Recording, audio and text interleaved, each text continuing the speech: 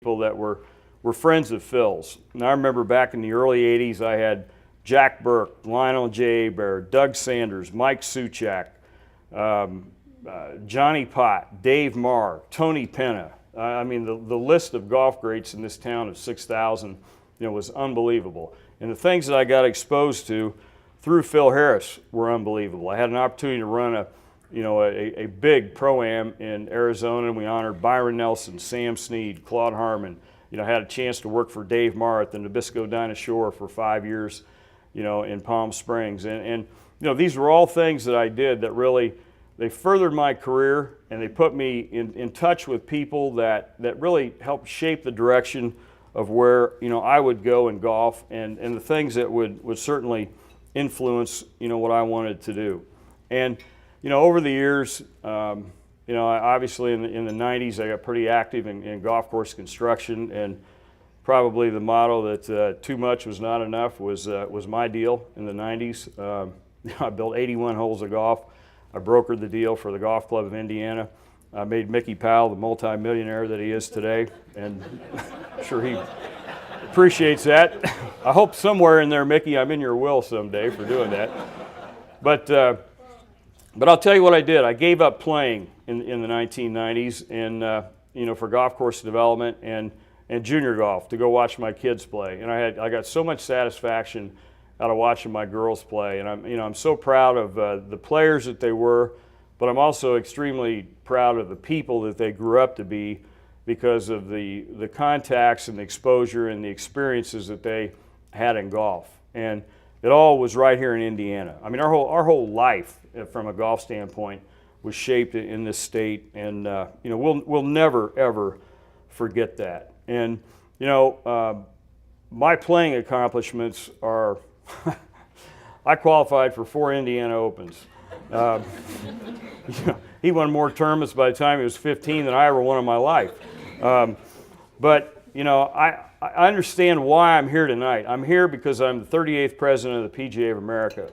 And I'm here because I followed in the footsteps of Don Padgett and Mickey Powell. And Indiana is one of the few sections in the United States that have had multiple PGA of America presidents. I'm here because in the 97-year history of the PGA of America, which is the largest working sports organization in the world, there's only been 38 men that have been privileged enough to say they were presidents of that association. I'm here because I've got a great team at Palm Beach Gardens, and I've got an outstanding corps of officers that I work with on a daily basis. And it was really ironic. I will never forget where I was at, when I was notified by Chip Essig that I was going to be inducted into the Indiana Golf Hall of Fame. I was in a hotel in Kansas City. I was getting ready to get on an elevator, and I was going to go up and I was going to interview with Derek Sprague and Paul Levy and Pete Bavacqua. We were going to interview Tom Watson for the Ryder Cup captainship about a year ago.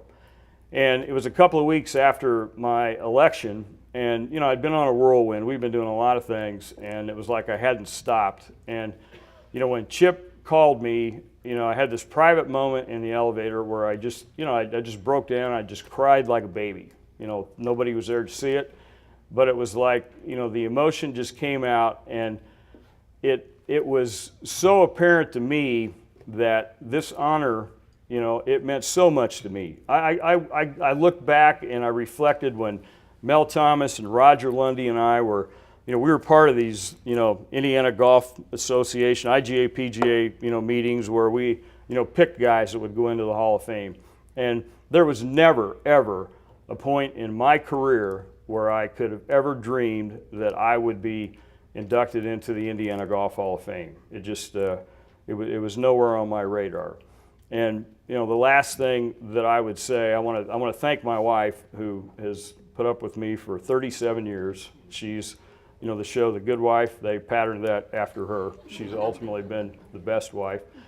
But I cannot tell you how much it means to me to be in this family. And, when you go to the Indiana Golf Hall of Fame and you see the names of the people that have been inducted into this Hall of Fame, and the impact that they've had on golf, not just in the state of Indiana, but across the country. To have Trey Holland, former USGA president here and part of that Hall of Fame. I mean, what a tremendous honor it is for me to be in that Hall of Fame with those people. And I can't thank you enough. I can't tell you how much this means to me. Of everything that I've done in the last year with the PGA of America, nothing means more to me than tonight. Thank you very much.